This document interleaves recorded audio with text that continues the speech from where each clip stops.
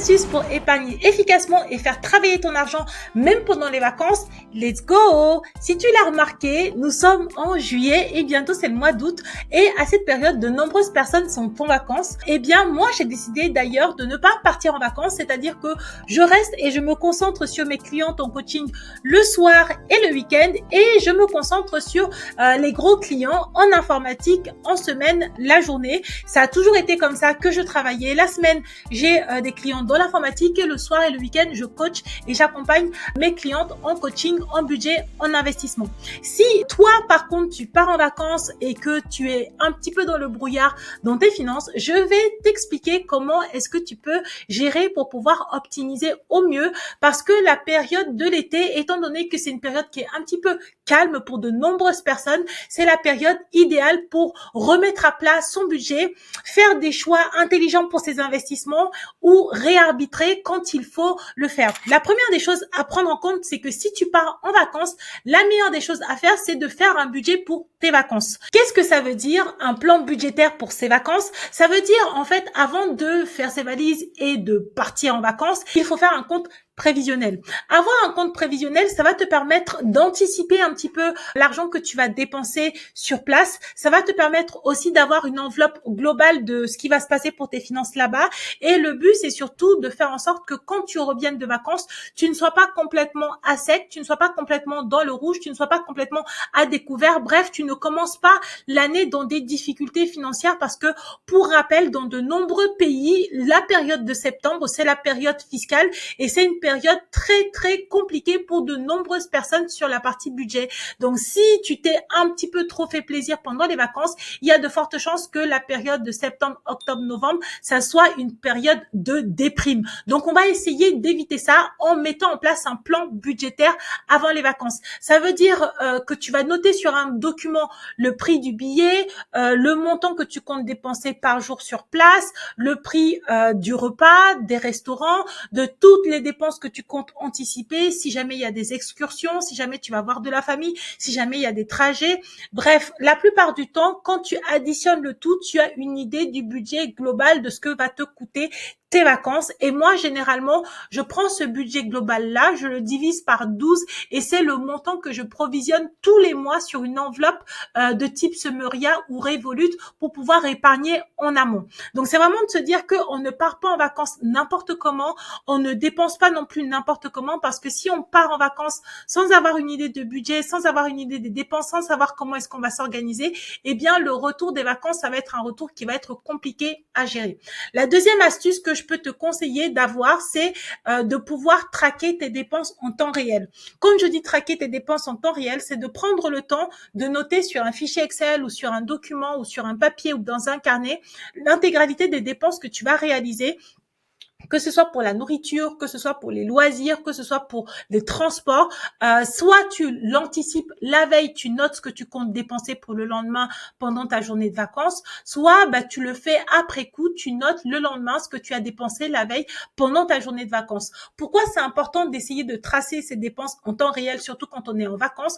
Parce que c'est la période pendant laquelle on fait le plus de dépenses compulsives. On va s'acheter une glace, on va vouloir visiter un musée, on va vouloir s'acheter une robe, on va vouloir s'acheter un sac. Bref, on va avoir envie de dépenser tout le temps parce qu'on est en train de profiter, on est en train de passer un bon moment. Mais déjà, spoiler alert, c'est pas parce que tu passes un bon moment, que tu profites avec ta famille, tes amis et tes proches que il faut à tout prix accessoirement dépenser quelque chose. Tu peux aussi, par exemple, préparer ton pique-nique plutôt que d'aller au restaurant. Tu peux aussi aller au parc plutôt que d'aller forcément dans une terrasse ou dans un élément où tu vas dépenser de l'argent. Bref, si tu as un budget serré et que tu as des objectifs précis qui sont par exemple d'investir ou de faire fructifier ton argent ou de pas être à découvert, eh bien il va falloir faire des choix et c'est à ce moment-là que quand tu traces tes dépenses, tu te rends compte de ce que tu peux vraiment te permettre ou pas. Ensuite, la troisième chose que j'ai envie de te donner comme astuce, le troisième conseil, c'est de te dire que c'est pas parce que tu pars en vacances et à l'étranger que tu dois laisser filer les frais bancaires. Tu dois regarder par exemple si le pays dans lequel tu es, tu peux peux avoir ce qu'on appelle une option internationale. Pour cela, ça veut dire contacter ton banquier et lui dire que tu vas partir en voyage, en vacances et lui demander s'il te propose une option internationale. L'option internationale, c'est quoi? C'est une option qui permet, en fait, tu vas payer moyennant 12 euros, 10 euros, 14 euros, bref, ça dépend de la banque, un montant et en fait, ce montant-là, c'est un montant fixe et tu pourras utiliser ta carte sans que tu payes d'autres frais annexes. Sachant que si tu ne fais pas attention, à chaque fois que tu vas utiliser ta carte à l'étranger, eh bien, ta banque principale va prendre de l'argent et la banque étrangère va aussi prendre de l'argent. Résultat, si tu utilises beaucoup ta carte, eh bien, ça peut te coûter très, très, très, très cher. Alors que si tu contactes ta banque en amont, tu les préviens que tu vas partir à l'étranger en vacances. Si tu pars à l'étranger en vacances, bien évidemment, et tu leur dis pendant combien de temps tu vas partir, tu pourras bénéficier de cette option-là qui va te permettre d'économiser un petit peu d'argent et te faire gagner un petit peu en pouvoir d'achat et en économie sur ton budget. Ensuite, le quatrième conseil que j'aimerais bien te donner, c'est d'utiliser la période des vacances pour pouvoir renégocier l'intégralité de tes contrats. Oui, on n'y pense pas assez. Eh bien, il y a un onglet où tu peux aller chercher de l'argent. Si tu renégocies le contrat de ton téléphone portable, le contrat de ton téléphone fixe, le contrat de ton internet, de l'électricité, du gaz, de l'assurance maison, de l'assurance voiture, bref, il y a tellement d'assurances que l'on paye, tellement de contrats fixes que l'on paye. Si jamais tu choisis cette période pour pouvoir regarder ce que tu payes, combien ça te coûte, à qui tu le payes, si tu peux payer moins cher, c'est vraiment la période idéale. Si bien évidemment tu ne pars pas en vacances, il ne s'agit pas de partir au bord de la mer avec l'intégralité de ses contrats et au lieu d'aller profiter avec ses proches, on fait ça. Non, c'est vraiment de se dire que les premiers conseils, 1, 2, 3, c'est si tu pars en vacances et si jamais tu ne pars pas en vacances, tu restes à la maison, plutôt que de te dire je pars pas en vacances, j'ai rien à faire, je m'ennuie, eh bien faire le point sur tes finances, renégocier l'intégralité de tes contrats, essayer de faire des économies, c'est vraiment une très bonne astuce. Ensuite, l'astuce numéro 5 que j'aimerais te partager, c'est d'adopter le réflexe de mettre en place une épargne programmée. Oui, les gens pensent très souvent que pour épargner, il faut faire le virement soi-même tout le temps. Eh bien non, si tu mets en place un virement automatique et une épargne programmée, eh bien ça va te permettre de pouvoir déjà épargner de l'argent, de ne plus y penser, de te dégager de la charge mentale et de pouvoir basculer de personne qui struggle avec son budget à quelqu'un qui est en train de constituer une épargne de précaution. Et une fois que ton épargne de précaution est constituée, eh bien tu peux pouvoir partir sur des investissements plus long terme.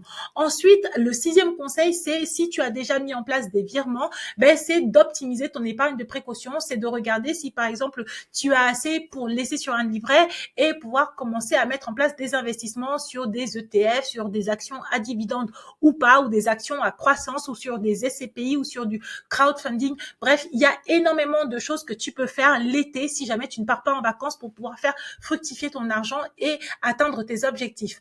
Ensuite, le 7e conseil que j'aimerais te donner pour faire fructifier ton argent, même pendant la période des vacances, c'est de se dire que c'est la période idéale pour pouvoir faire des arbitrages dans ses investissements. C'est le moment de nettoyer son portefeuille d'investissement. Tu peux profiter de cette période pour pouvoir regarder les investissements qui te rapportent de l'argent, ceux qui te rapportent un petit peu moins d'argent. Et si jamais tu te rends compte qu'il y a des investissements qui sous-performent depuis de très nombreuses mois, semaines, voire années, eh bien c'est le moment de couper.